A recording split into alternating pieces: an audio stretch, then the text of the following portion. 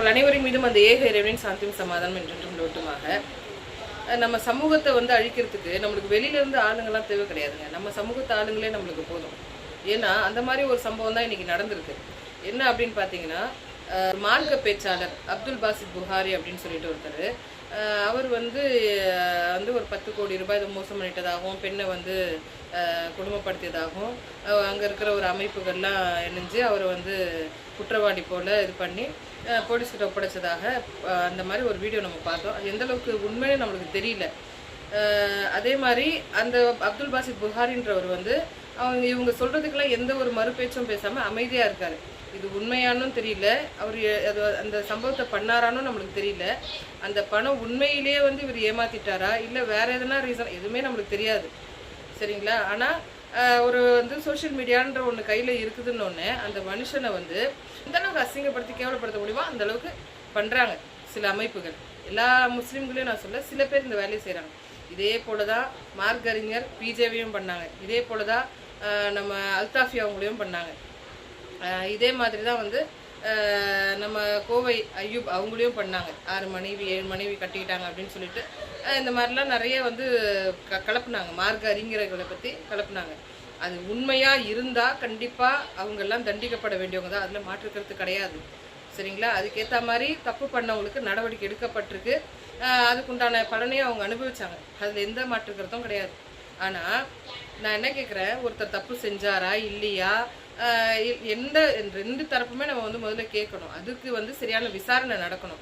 இதெல்லாம் நடந்து முடிஞ்சு அவங்க ஊர்ஜிதமாக அது பண்ணாங்கன்னா அதுக்குண்டான தண்டனை கண்டிப்பாக அவங்க செஞ்ச தவறுக்கு அவங்க அனுபவிச்சு தான் ஆகணும், அதில் மாற்றுக்கிறது கிடையாது. ஆனால் ஒருத்தர் வந்து அசிங்கப்படுத்துகிற, ஒருத்தர் அமைதியாக இருக்கிறதுனால அங்கே இருக்கிற சுற்றி இருக்கிறவங்க எல்லாருமே வந்து நல்லவங்க, யாரும் வந்து எந்த தவறும் செய்யாதவங்க நல்லவங்க அப்படிலாம் கிடையாது. ஒருத்தர் அமைதியாக இருக்கிறாருன்னா அவர் தரப்புதான் நம்ம கேட்கணும். அவருடைய தவறு என்ன இருக்குது, அவருடைய என்ன தவறு செஞ்சுருக்காரு அது விசாரிக்கப்படணும்.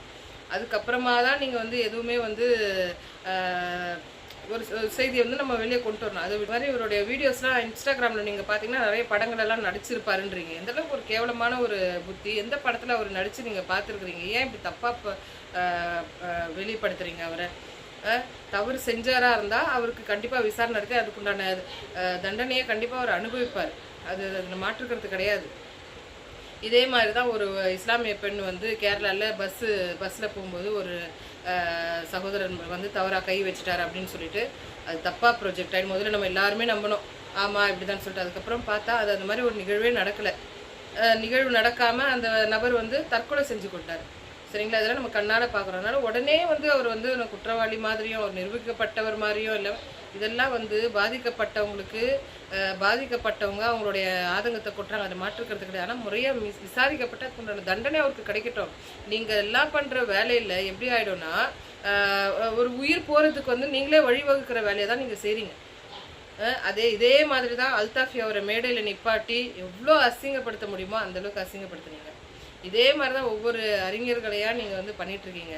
அசிங்கப்படுத்துறதுனால ஒன்றும் நடக்க போகிறது கிடையாது. அல்லாஹ் தஆலா சொல்கிறான், நம்ம நபிகள் நாயகம் அவங்க சொல்கிறாங்க, நம்ம ஒருத்தருடைய ரகசியத்தை பேணணும் அப்படின்னு சொல்கிறாங்க. நம்ம ஒருத்தருடைய ரகசியத்தை பேணணும்னா நம்மளுடைய ரகசியம் வந்து பாதுகாக்கப்படும் அப்படின்னு சொல்கிறாங்க.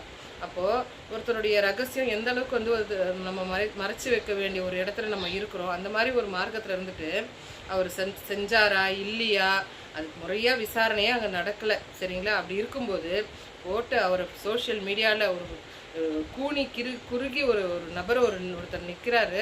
அவர் மேலும் மேலும் மேலும் இப்படி பண்ண, சரி ஓகே பண்ணார், அது இல்லைன்னு சொல்லலை, அது பண்ணியிருந்தால் கண்டிப்பாக அதுக்குண்டான தண்டனையை அவர் அனுபவிப்பார். அதுக்குண்டான முயற்சிகளை பண்ணுங்கள். அதை விட்டுட்டு சோஷியல் மீடியாவில் வந்து அவர் அந்தளவுக்கு அவருடைய மார்க்கம், அவர் பேசுகிற பேச்சையே வந்து அந்தளவுக்கு கொச்சப்படுத்துறீங்க. நடிச்சிருக்காரு, கொண்டு இருக்காரு அப்படின்னு சொல்லிட்டு. இதனால் நம்ம சமூகத்தை நம்மளே தான் நம்ம வந்து இழிவுபடுத்திக்கிறோமே தவிர இதுக்கு வந்து நம்மளுக்கு வெளியில் இருந்தோன்னா நம்மளுக்கு ஆள் தேவை கிடையாது. சில அமைப்புகள் வந்து பண்ணுற இந்த மாதிரி சில வேலைகளால் நம்ம சமூகத்தை நம்மளே வந்து அசிங்கப்படுத்தி கொச்சப்படுத்தி இது மாதிரி வேலைகளை நம்மளே பார்த்துட்ருக்கோம். அதனால் சகோதரர்களே, ஒருத்தர் தவறு செஞ்சுட்டா அந்த தவறை வந்து, அதாவது இன்னொரு கூடுதலாக ஒரு விஷயம் சொல்லணும்னா, இஸ்லாமில் என்ன சொல்லியிருக்குன்னா, ஒரு பெண் வந்து விபச்சாரம் செஞ்சுட்டாலுமே அதை கண்ணால் பார்த்த 4 சாட்சி இருக்கணும். அப்படி அந்த சாட்சி பார்த்தாதான் அது வந்து ஏற்றுக்கப்படும், சரிங்களா? அப்படி இல்லைன்னா இறைவனுடைய 80 சவுக்கடி அவங்க மேலே விழும் அப்படின்னு. சாதாரண சவுக்கடிக்கே நம்ம தாங்க மாட்டோம், இறைவனுடைய சவுக்கடினா எப்படி இருக்கும்? அப்போது 4 பேர் கண்ணால் பார்த்த சாட்சி ஒரு பெண் தவறு செஞ்சுருந்தா, அப்படி ஒரு சாட்சி இருந்தால் மட்டும்தான் அந்த வந்து ஏற்றுக்கப்படும். சரிங்களா? இந்த மாதிரி ஒரு மார்க்கத்தில் நம்ம இருக்கிறோம்.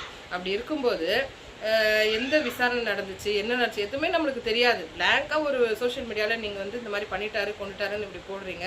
இதை வந்து உண்மையாக பொய்யான்னு தெரியாமலே சில கூட்டம் வந்து அவரை அசிங்கப்படுத்துறதுக்காக இதெல்லாம் நிறைய ஃபேஸ்புக்கில் வந்து இது போயிட்டே தான் இருக்கும்.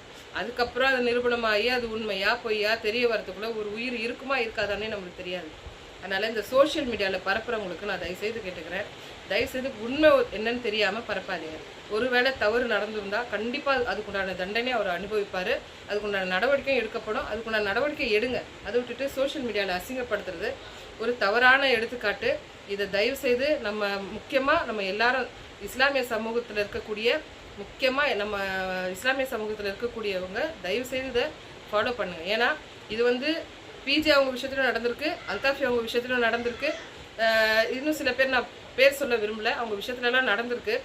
ரைட்டுங்களா? அதனால் சில பேர் வந்து அதுக்கப்புறமா வந்து அவங்க லைஃப் நல்லா இருக்குது. மார்க்கத்தை பற்றி பேசி அல்தாஃபின்னே எடுத்துக்கோங்களேன், அவர் வந்து அதுக்கப்புறமா ஒரு மார்க்க அறிஞராகி பெரிய அந்த மாதிரி இல்லை. ஆனால் இதனால் பாதிக்கப்பட்ட சில பேர் என்ன ஆகிடுறாங்க, தடம் புரண்டு பிஜேபியில் போயிட்டு இன்றைக்கி வந்து இஸ்லாமிய சமூகத்துக்கே வந்து ஒரு கேடு விளைவிக்கக்கூடிய நபர்களாக மாறி இருக்கிறாங்க. நான் யாரை பற்றி சொல்கிறேன்னு உங்களுக்கு எல்லாருக்குமே தெரியும்.